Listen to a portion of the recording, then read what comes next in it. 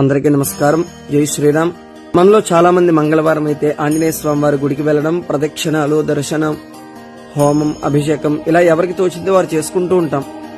వాటితో పాటుగా ప్రతిరోజు ఆంజనేయ స్వామి వారికి సంబంధించిన 12 నామాల్ని మనం పఠిస్తే ఎలాంటి ఫలితం వస్తుంది, అసలు ఆ నామాలేంటి అనే వివరాలు ఈ రోజు తెలుసుకుందాం. వాటిని శ్లోక రూపంలో చూస్తే, హనుమానంజనీ సూను వాయుపుత్రో మహాబలః రామేష్టః ఫల్గుణసఖః పింగాక్షోమిత విక్రమః ఉదధిక్రమణశ్చైవ సీతా శోక వినాశనః లక్ష్మణ ప్రాణదాతా చ దశగ్రీవస్య దర్పః.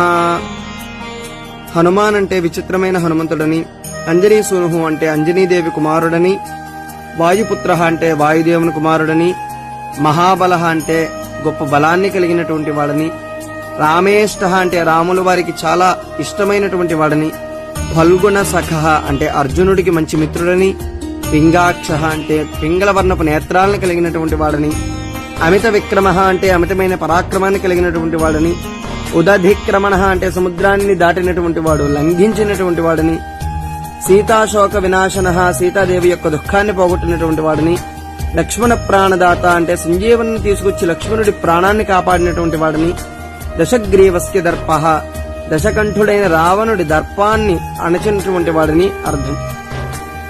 ఈ యొక్క 12